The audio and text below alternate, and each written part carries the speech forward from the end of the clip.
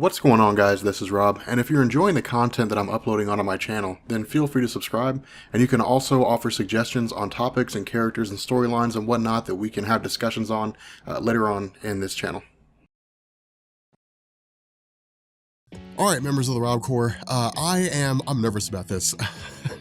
I'm nervous about running over Geoff Johns' Green Lantern Rebirth because there's so much history here. I mean, this is one of the most beautifully written stories that I've seen in a long time, just from like a history standpoint. I mean, just from the standpoint of a person that loves history and comic books, there's so much here. So, because of the fact that there is a lot, we're gonna do two things. One, I'll defer you to my video on Hal Jordan Explained, where you'll find a lot of the backstory there. But what we're also gonna do, for those of you guys that just don't have the time to watch that whole video, we're gonna kind of cross that bridge as we get to it when it comes to like these different aspects of Hal Jordan's history. But the first thing we do here is we really just kind of pick up with Kyle Rayner actually crash landing on Earth and coming out of the sun. Now, the cool thing about this is when it comes to the different Green Lanterns that we've had, at least up to the point of Green Lantern Rebirth by Geoff Johns, Kyle Rayner is the new kid on the block. I mean, he's still the newest one. I wouldn't go as far as to say, you know, that he's green around the ears, but I would go as far as to say that he's the newest guy. I mean, really, the chronology in terms of the different Green Lanterns as they were introduced was, of course, Alan Scott, you know, the one who was introduced during the Golden Age, followed by Hal Jordan, Guy Gardner, John Stewart, and then Kyle Rayner. But it creates for some really compelling things, too. It's just, you know, a lot of the themes that have been wrapped up, that have kind of been left hanging, are effectively being wrapped up, actually, by Geoff Johns himself. But, you know, with Kyle Rayner getting here, his ring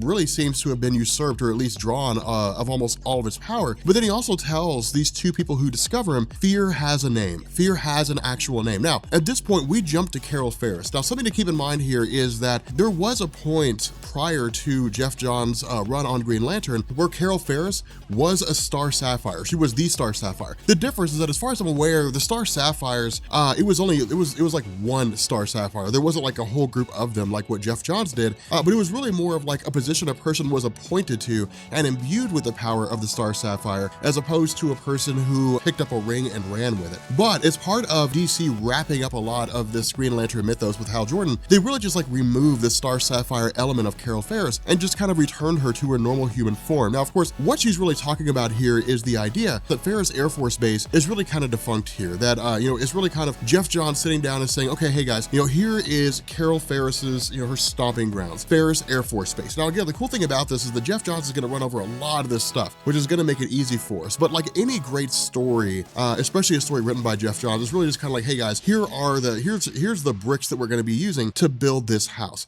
Here's the brick, here's the mortar, here are the auger we're going to use to tear a hole in the ground. Here's the bush hog that we're going to use to tear up all the grass. You know, here's all the tools that we need to build this great big huge massive house. And it comes together really well. Now, at this point, we jump to the Bronx, New York City, and we pick up with John Stewart and Guy Gardner. Now, Guy Gardner I want to talk about for a second, because when it comes to his character, there are two kinds of people. There are the people who don't like Guy Gardner, and there are the fans who are militant about Guy Gardner. Woe betide the poor soul who runs up on a Guy Gardner fan and is like, hey man, Guy Gardner sucks. Like, those fans will freak.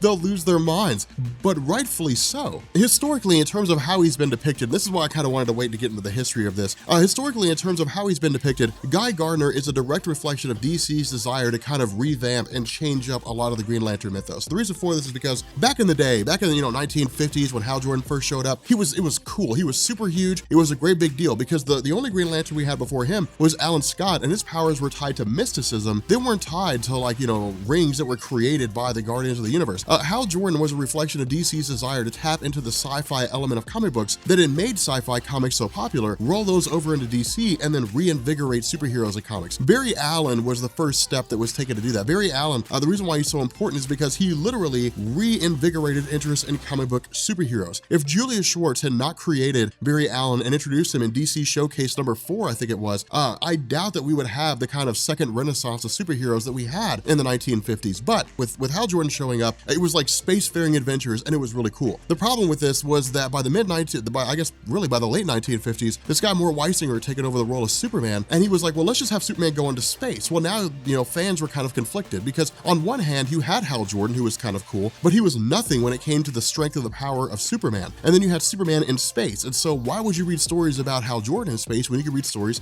about Superman in space? And so Hal Jordan's comics began to fall to the wayside and began to sort of disappear. Now, there was a point where DC rolled him over alongside Green Arrow. We'll talk a little bit more about that here in a minute once we get to Oliver Queen. But because of the fact that Hal Jordan's comics really just failed to maintain a reader base of any real substance and number during the 50s and 60s, going into 1968, I think it was, DC said, okay, well, let's toy with the idea of getting rid of Hal Jordan and replace him with a new Green Lantern called Guy Gardner. Now, after Guy Gardner was introduced over the years, he was hot-headed, he was really impulsive, but that element of his character drew fans in because the question was, it was like a game, what's Guy Gardner going to say or do this time? Especially when we saw Crisis on Infinite Earths coming around and we saw him become one of the founding members of Justice League International. He was constantly butting heads with Batman, because he's like, yeah, Batman, but you're old hat, man. You're old school. What we need is a new school leader. We need a guy that understands the streets, understands how things work, and it was very rare that he would just put up with people's shit, to be, to pardon my language, but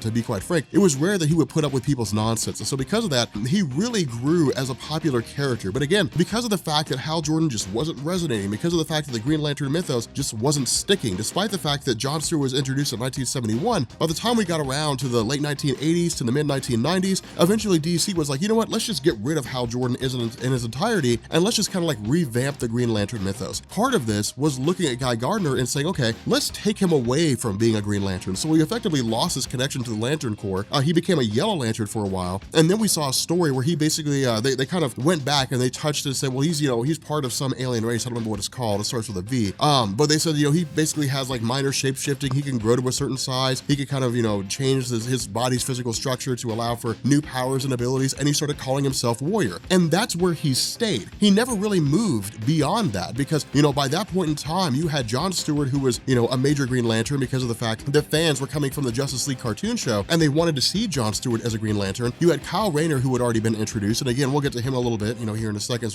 once we get to the return of Hal Jordan. But it was really just this idea that, Guy Gardner was just kind of left out in no man's land for a time. And he basically just sort of stayed there. And so DC never really did a whole lot with his character. Now, again, with the two of them, with Guy Gardner and John Stewart kind of going at it with one another, one of the things that I hope you notice here is the huge difference between the two. Guy Gardner's impulsive, he's reckless, he's hot-headed. John Stewart's very composed. John Stewart's very calm. Now, his own experiences have led to that. His own experiences have led to him being composed, always looking to the future, always wanting to make sure that he makes the right decision, sometimes overthinking the decisions that he makes. But, they're like oil and vinegar, but they also work so well together. The kicker about this is John Stewart also recognizes that when it comes down to it, when all else fails, if there's any guy that you want in your corner, it's Guy Gardner, because he's got it where it counts. When it comes down to it, when it's like, look, Guy, we got to stop screwing around. We got to get down to serious business. He will be in your corner and he'll fight to the bitter end. And that's one of the reasons why fans love him so much. But, continuing on, we basically pick up with the arrival of Hal Jordan. Now, something to point out here is this is Hal Jordan's Spectre. And this is really when we start to get into a lot of the interesting things about this, because when he arrives and he starts talking to John Stewart and Guy Gardner, immediately people start descending on him, spilling their deepest secrets. People that cheated on their taxes. Guy Gardner's like, hey, I cheated on my taxes. People are saying that basically, had affairs. I mean, they're really just spilling their deepest, darkest secrets, and Hal Jordan effectively has to bail out. Now, we'll find out why here in a minute, but at this point, we jump over to Oliver Queen. Now, Oliver Queen is actually spending time with a girl named Mia, and Mia was kind of like this newest iteration of Speedy by the time this era of comics came around, or at least she was when she had first popped up. Mia was a girl who actually had a pretty dark past. She was more or less kind of cast out onto the street. She was eventually forced into child prostitution, and then when she was discovered by Oliver Queen, he basically just kind of like took her, under his ward in the same way that Batman took, Dick Grayson and Jason Todd after him, brought them in under his care and taught her everything he knows, so she can be a contributing member of society. The problem with all this is that, while they're doing whatever it is that they do, and it's their training and exercises and so on and so forth, they're basically ambushed by Black Hand. Now, this is a really, really funny situation here because Black Hand was always like a minor villain. I mean, he was never like a huge guy. He was never like, oh my God, Black Hand's here, the Justice League assemble. You know, it was never anything like that. You know, it was like, oh, Black Hand's here, whatever. You know, but what he does is he basically breaks into the home of Oliver Queen and he steals the ring of Hal Jordan. Oliver Queen, of course, intervenes, but then we suddenly have Hal Jordan arriving here as the Spectre. Now, this is why I waited to bring this up, because for a lot of people who are getting into Geoff Johns' Green Lantern Rebirth, the question is, how does the Spectre fit into this? You know, how do we get from point A to point B? What's the connection here? Well, the connection here is a story called Emerald Twilight, as well as 0 Hour, and then Final Night. Because of the fact that Hal Jordan just wasn't selling that well in the realm of comics, with Superman basically being killed off, DC said, well, you know what, let's use this. I mean, if we're gonna kill off Superman, then, you know, let's get rid of Hal Jordan. Let's use this as a chance to basically have like an unofficial crisis, where we begin to sort of get rid of these heroes that we really can't do anything with. The problem was that Hal Jordan was the Green Lantern. I mean, you know, he was the most popular of all the Green Lanterns, despite the fact that his comics didn't sell that well. And so because of that, DC couldn't just kill him. They just basically had to put him on the back burner. And so what they did is they said, okay, during the events, during the fallout of the death of Superman, called Reign of the Superman, in addition to Cyborg Superman basically being the main bad guy, we're gonna have him pair up with a villain named Mongol. They're gonna destroy Coast City. Hal Jordan's gonna come back, find out his city and his home and everybody he knows has ever been destroyed, and then he's gonna recreate it. The Guardians of the Universe are gonna chastise him for it, and then in his grief, he's basically going to lash out and he's going to destroy all the Green Lanterns and he's gonna kill all the Guardians of the Universe. Now, during that time, he basically started calling himself Parallax, because back during the events of Emerald Twilight, Parallax, prior to Geoff Johns' run, was just a name that Hal Jordan gave himself. You know, it was just, I'm calling myself Parallax now. And it was kind of cool at the time because it seemed pretty edgy, but he essentially just kind of destroyed his Green Lantern ring, was like, you know, I have absolute power now. I don't need to be a Green Lantern. I'm better than all of them. Took on this immense amount of energy. And in doing so, Gantlet reassembled his ring and he gave it to Kyle Rayner. And that's where Kyle Rayner came in as the next Green Lantern. So again, it was really kind of DC setting the stage and saying, okay, let's go ahead and do this soft reboot. Now, following Emerald Twilight, DC also sat down and said, okay, we have a lot of continuity issues after Crisis on Infinite Earths, but we only have one universe right now. So let's basically just blink the universe out of existence, bring it back. And after the universe comes back, we'll give the fans a chronological timeline of when events took place. You know, we'll have some of these continuity issues fixed, different things like that. That was called 0 Hour Crisis in Time. But because of the fact that Hal Jordan was still kind of around, he was still kind of there, just lingering in the background, DC was looking at the sales of Green Lantern under Kyle Rayner, and they were looking at the former sales of Green Lantern under Hal Jordan. They said, which one is more popular? Well, at the time, Kyle Rayner was creating constructs that people had never seen in a Hal Jordan comic before. You know, Kyle Rayner was creating these giant robots and these really intricate things because the backstory of his character was that he was an artist. He wasn't just some Air Force pilot who was relatively unimaginative. And so because of that, his comics outsold Hal Jordan's by leaps and bounds. And so DC said, okay, fine, time for Hal Jordan to go. And so they launched a story called Final Night, where Hal Jordan basically just sacrificed his life to reignite the sun. And that was it. That was the end of Hal Jordan. We never really saw or heard from him again. Following this, DC basically merged him with a being called the Spectre. And then they said, okay, let's go ahead and start bringing him back now. There was a little bit of time, while this happened, but as the Spectre, he just kind of appeared, occasionally as the judgment of God, and he would carry out these things. Again, DC just kind of keeping him on the back burner. And so that's why he appears here as the Spectre, because he's basically possessed by the spirit of God's judgment. And all he really does is just go around and impose God's judgment on people proportional to what their acts are. Of course, what he says here with Black Hand is, you're essentially a thief. And because of that, we're going to burn away the one thing that you value most. We're taking your hand. And so he literally just turns his hand to ash, turns it to coal, and burns it away. And so, again, with Oliver Queen, because of the fact that Oliver Queen and Hal Jordan had shared a publication together, they had a lot of crossover. They had a lot of, events that happened between the two of them, especially with things like Snowbirds Don't Fly, where it was revealed that Roy Harper was addicted to heroin. Because of that, the two of them have a lot of history together. And so really, if anybody knows Hal Jordan the best here, it's probably, Oliver Queen. And he's going to be a pretty important character here, but more so than him, I think is really going to be Kyle Rayner as the most important. But, while John Stewart and Guy Gardner are spending time at Guy Gardner's bar called The Warriors, it was really kind of this cool hangout similar to like Nowhere from DC or from Marvel Comics, except it was stationed on Earth. His powers basically kind of begin to go awry. His powers begin to go insane to the point that he doesn't really seem to be able to control them. Lets off a massive amount of energy and what seems to be an explosion. Now, following this, we basically pick up with, just some pilot flying across or, flying over Coast City when he comes to the realization that Coast City has effectively been recreated. It's been reformed again. Now, it's not teeming with life. It's not like everybody's there, but the buildings, the streetlights, a lot of the things that people recognize are there. And so because of this, the question is what's going on, what's happening? Now, jumping back to Guy Gardner, in the Justice League of America Watchtower, he's, being held by, Dr. Midnight, by John Jones, Superman, Batman. I mean, they're all there trying to figure out what's going on. And what they do is they come to the realization that his body just kind of seems to be restructuring itself. His body seems to be, reforming. For whatever reason, the alien DNA that was so prevalent there is fighting against his human DNA. Now, in truth, this is Jeff Johns basically, doing this thing where his body is effectively being purified. So he's going back to just human Guy Gardner and setting the stage for him to return, to being a Green Lantern. But more so than that, we pick up with the Flash meeting with Aquaman. Now, the crazy thing about this is, keep in mind, this is not Barry Allen. This is Wally West Flash. And,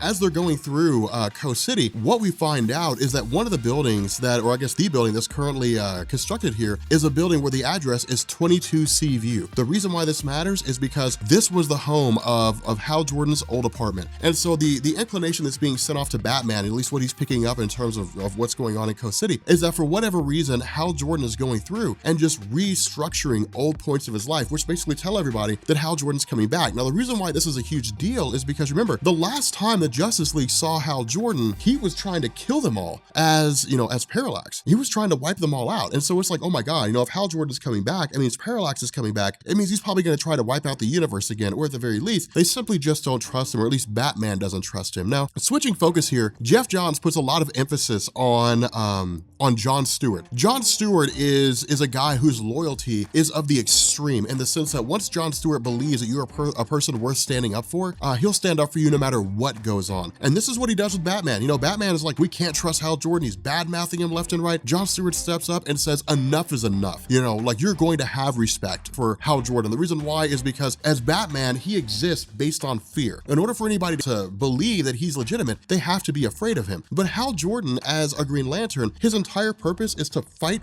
fear. And so if he's resistant to the fear that Batman puts off, or at least to the persona that Batman throws off, then in the eyes of Hal Jordan, Batman is just a billionaire who's still sad that his parents died. That's all Bruce Wayne is to Hal Jordan. I mean, Hal Jordan still respected him to a degree, but when it comes down to hero versus hero, what each one stands for, John Stewart sees through Batman's guise, Hal Jordan saw through Batman's guise, anybody who had to fight willpower for literally just to maintain their abilities saw right through Batman's guise. He was just a guy who was super smart, dressed up as a bat, and had to face off against a crazy guy who dresses the Joker every once in a while. So again, with this little bit, what we end up doing is we basically pick up with Hal Jordan coming across Carol Ferris. Now, this is just a quick little thing, where he basically reintroduces himself to her. It's really just kind of, again, Jeff Johns setting the stage and saying, hey, some bigger things are going to be coming. But Jeff Johns also sits down and says, hey guys, there's a lot of history here. So he really just kind of runs over the history between the two. Now, initially, when Hal Jordan talks to her, he says, hey, tell me about the time that we first met. And she says, well, it was when you were a pilot and you were working at my dad's office, and you hit on me when everybody else was afraid of me and that kind of thing. But no, Hal Jordan says, think back further, the time that we really first met. And this is, again,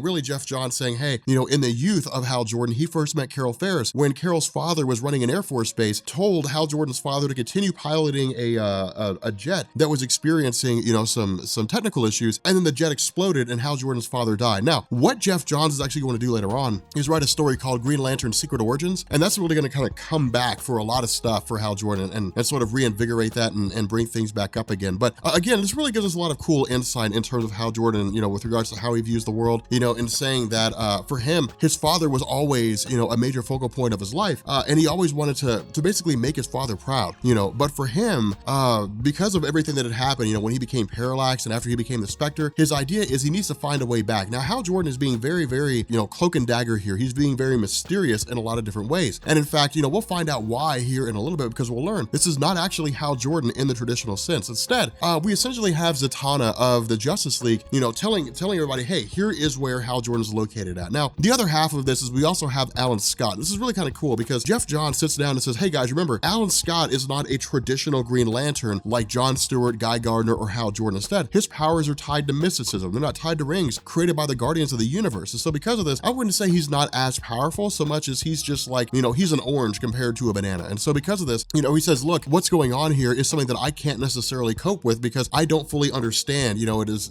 how their rings work. All I really understand is my ring is based in mysticism and that kind of thing. And so again, because of the fact that Zatanna, DC's major, mystical character, one of their major mystical characters, locates Hal Jordan, it's basically the entire Justice League showing up and responding to it. Now, initially the Justice League starts to question him to a degree. And we of course have Hal Jordan, kind of converting to the Spectre Spectre, and we learn that there is this huge inner argument, this huge fight for the soul of Hal Jordan going on inside his own physical body, fighting for his soul. More so than that, we basically have, the body of Guy Gardner continuing to fight itself to the point that the human aspect of it wins on. And so what ends up happening here is the ring of Hal Jordan basically splits, it duplicates itself, and then it latches on to Guy Gardner, and we officially have Guy Gardner coming back as a Green Lantern. And so again, this is Geoff Johns saying, hey guys, Guy Gardner's back to being a Green Lantern again. That whole warrior thing, gone. Like, he is a Green Lantern in the traditional sense, as you guys have all come to know him. Now, the other half of this is, again, we have Geoff Johns coming along and saying, hey, there's a lot more to this picture here. That's why I say this run is insane, because there's so much that goes on. But we have,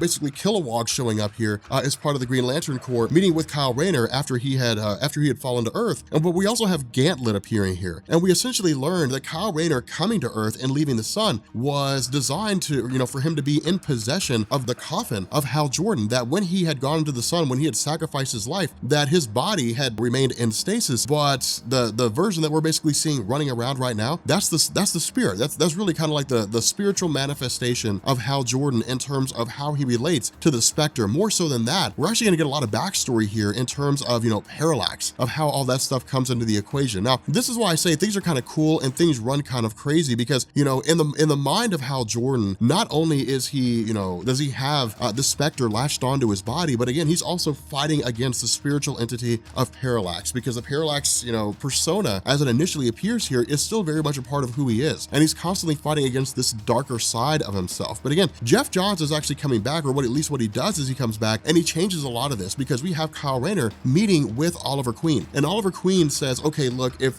that's the physical body of Hal Jordan there, then who is the Hal Jordan that's, out there right now dealing with the Justice League? And what Kyle Rayner does is he basically, he's a vector for Geoff Johns to retcon a lot of the history when it came to, Yellow and the Green Lantern mythos. And what I mean here is that for decades and decades, Green Lanterns were, their rings were weak to the color yellow, and it was just a yellow impurity. That was the only real explanation that was given. It's the reason why Sinestro, back before, long before, really, before Crisis on Infinite Earths, he had created a ring that was yellow, because it was basically the weakness of the Green Lanterns. It's not any one thing in particular, it's just the Green Lanterns couldn't really cope against him. And so because of this, what Geoff Johns does is he comes back and says, no, Parallax is an actual entity. Parallax is an actual being, that at the beginning of time, there was this sentient organism, that basically fed on the fear of all living things. Now, because of the fact that the Guardians of the Universe had become aware of this Parallax entity was wreaking havoc across the universe, they in turn forged the Central Power Battery, and it's one of the reasons why they created the Green Lanterns, just because of the fact that, the Green Lanterns powered by willpower would be able to combat all fear that existed in the universe. But because of the fact that Parallax was inherently fear himself, and because willpower fights against fear, but because as long as there are people in the universe, there will be fear, it was basically impossible to destroy Parallax in the traditional sense. And so what the Guardians of the Universe did is they basically locked him inside the Central Power Battery and kept him confined there, which they in turn used to go on and create the Green Lantern Corps. And what Geoff Johns says is this is the reason why Green Lanterns were weak to the color yellow. Not because it's just some enigmatic yellow impurity out there somewhere, but because much like dropping,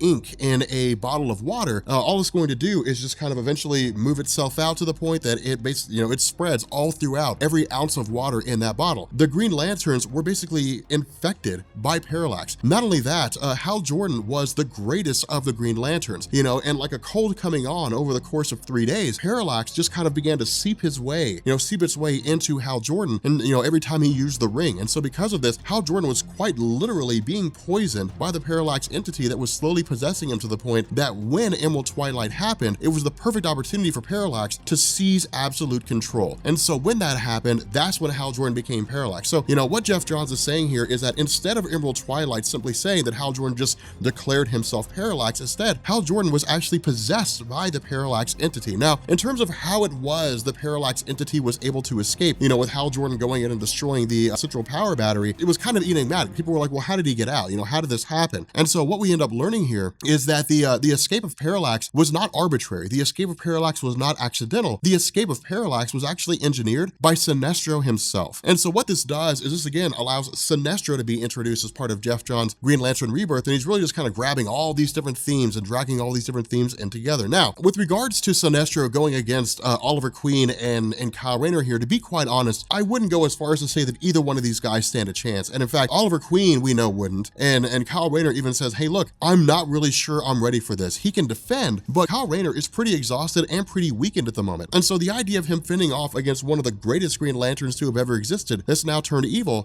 really seems a lot like a fool's errand. And so again, it's really just an instance of Sinestro kind of toying with Oliver Queen, toying with Kyle Rayner as he's going through with the intention of eventually taking the body of Hal Jordan with him. Now, on the other side of this, we still have Hal Jordan battling this entity of Parallax, trying to find a way to win out his own soul. But again, we also have Guy Gardner, we have John Stewart coming into the fray in an attempt to try to free him. Now, the other part of this is that because of the fact that the Parallax entity was basically free running, it was just kind of running around, it had seized control of John Stewart, it had seized control of Guy Gardner for a time, but eventually they were able to break free. And so in response to this, because of the fact that there are so many superheroes out there who are afraid of the return of Parallax, we basically have all hands on deck here. I mean, we have Dr. Fate, we have Superman, Wonder Woman, Zatanna, Supergirl, Robin, we have Superboy, Cyborg, everybody who can fight is here. Because in truth, if Parallax is coming back, it would take the combined effort of all of them to really hold off. And so it's really just kind of two different battles happening in two locations. We have Sinestro going against Kyle Rayner and Green Arrow, and we have the entirety of the Justice League going against what they believe to be Parallax Reborn in the form of Hal Jordan. Now, the cool thing about this is that the rings run on willpower, but it's not an easy thing. And that's what Geoff Johns establishes here. You can't just pick up a ring and say, I have willpower, and then suddenly become a Green Lantern. It's a mentally exhausting feat. This is proven when Oliver Queen, is able to use the ring for an instant and summon an arrow and shoot it at Sinestro. But that's it. Now, of course, Kyle Rayner basically grabs him and they just kind of race off just for the very preservation of their lives. But Oliver asked the question, is it that mentally exhausting every single time you use the ring? And Kyle says, yes, every single time. Like, it takes practice, but it is a mentally exhausting thing to maintain such willpower, especially when you're going against overwhelming odds. Now, again, what we get here with, switching back to Hal Jordan, what Geoff Johns gives us here is this really cool situation where it's just this inner battle between Hal Jordan, the Spectre, and Parallax. Not only that, we actually find out that the Spectre bonding itself to Hal Jordan was for a purpose. Parallax is a wildly powerful entity that could quite literally lay waste to the universe. The Spectre bonding with Hal Jordan was for the purpose of giving Hal Jordan a fighting chance to fight off Parallax. It was giving him power that he wouldn't normally have under his own circumstances. Now, of course, we also have Gantlet, of the Guardians of the Universe, making an appearance here, coming back basically to try to fight off, try to help defend against Parallax. But it was really just kind of Geoff Johns saying, hey, look, this is why Hal Jordan became the Spectre. It wasn't arbitrary, it wasn't some plot device. It was an effort to literally keep him alive. And so where Hal Jordan's able to fight off the Parallax entity and the Spectre basically just kind of like bails off to go fulfill its role as a judge of God because of the fact that it essentially helps Hal Jordan achieve his goal of getting rid of the Parallax entity from within his own soul. Parallax basically merges with Gantlet under the idea that Gantlet had made the case that the Spectre's power is almost non-existent in comparison to his own. And so because of this, Hal Jordan is actually, offered the afterlife. He's really kind of greeted with the afterlife, the possibility of leaving. And in fact, Gantlet really kind of entices him with this. He's really kind of like, follow my voice. Yes, go to the afterlife. And Hal Jordan does that. But the reason is not so that he'll die. The reason is that so his spirit will effectively be cleansed. Because what Hal Jordan needs to know is that as a superhero, as a Green Lantern, he did all the right things. That the Parallax entity possessing him was not his fault. He was literally just a guy in mourning, and in this mourning, in this experience that he had, he was in a position where he was easy to be taken advantage of. And that's exactly what Parallax did. And so as he's kind of transitioning this afterlife experience, he talks with Abin Sur, he talks with his father, he talks with these extremely important people that played pivotal roles in his life. And when he emerges, he basically comes out as the Green Lantern. Of course, Oliver Queen is wearing the ring, trying to use it as best he can, but the ring whisks off of him. And when it does, it goes racing to Hal Jordan's physical body, and his spirit basically merges with his body. It's finally Hal Jordan returned back to who he was before. And this is Geoff Johns saying, now we're off to the races. Hal Jordan is back. Let's go. Like, let's do this. And it's so cool because we get this Hal Jordan versus Sinestro. It's not a battle for the ages, but it's a great way to have this story go because the two have been enemies for so long. And it's really Hal Jordan saying, look, Sinestro, I realize how capable you are. I realize how powerful you are, but I'm fighting for something greater. I'm fighting for friends. I'm fighting for family. I'm fighting for those that I love. Not only that, it's really just, kind of Hal Jordan giving us this speech, giving this beautiful inner monologue, where he's saying things things. Like, it's good to have this ring back again. It feels like I'm back to who I was. It feels like I am myself again. It's like waking up out of a dream. And so ultimately, you know, as he's going against Sinestro, he's actually successful, with help from Kyle Rayner in defeating Sinestro. And so the idea was that, at least to Kyle Rayner anyway, the idea seemed to be that Sinestro was basically destroyed. Of course, we find out that was not the case, that Sinestro was essentially sent back to the antimatter universe, sent back to Cord, and that was really kind of the end of the road for him, at least for the time being anyway. It's Geoff Johns basically saying he's going to come back later on. But this is also the first time that we get to see Kyle Rayner and Hal Jordan meet in the traditional sense, where Kyle Rayner, the Green Lantern, meets Hal Jordan, the iconic Green Lantern. Now, the funny thing about this is that, again, Kyle Rayner is a great Green Lantern, but he's new. He's the new guy. He doesn't have the experience, he doesn't have the wisdom, and in a lot of ways, he doesn't have the confidence that Hal Jordan had. And so when he sits down, you know, he says, look, I don't know if I'm capable of this. You know, I don't know if I'm the kind of person that can really be an effective Green Lantern. I don't know if I'm a person that has what it takes to overcome great fear. And this is why Hal Jordan is probably the best of the Green Lanterns, not because of his fighting, not because of, his ability to create solid constructs or go against great enemies. It's his ability to inspire people to follow him, because what he tells Kyle Rayner is, you flew from one side of the universe to the other. You fought Sinestro one-on-one and lived to talk about it. What do you think you've been doing? Like, I mean, you've basically been staring death in the face and you've been fighting. If anybody here has been overcoming their fear, it's you. All you have to do is realize you've been overcoming your fear. And it inspires Kyle Rayner, and he's like, let's go. And so he takes off, with Hal Jordan, and they basically race off to fight this guardian of the, or fight Gantlet, possessed by Parallax. And again, that really seemed to be what Gantlet was shooting for, was we need to find a way to unite the Green Lanterns together, or at least what's left of the core. We have to unite Kilowog, we have to unite Guy Gardner, Kyle Rayner, John Stewart, Hal Jordan, bring them all together and have them face off against the Parallax entity. And that's exactly what they do. Now, initially the Justice League tries to jump in. The Justice League tries to step in and say, hey, we got to do something, we got to become involved in this in some form or fashion. And, of course, Alan Scott steps up and says, no, you are not going to have a hand in this. And the reason why is because this is a Green Lantern affair. This is one of the first times that all these guys are fighting together or really the first time since Hal Jordan came back. Hal Jordan needs to remember what it means to be a Green Lantern. He needs to remember what he's capable of. And so because of this, he alongside Kilowog and John Stewart and Guy Gardner, it's really just kind of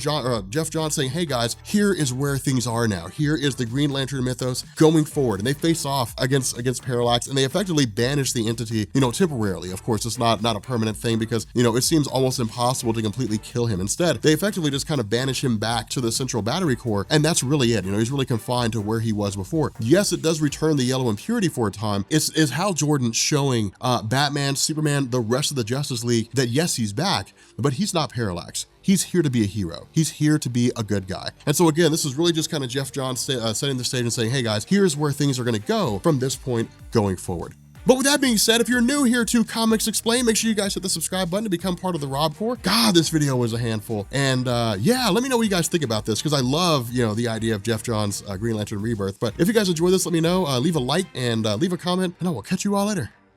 Peace.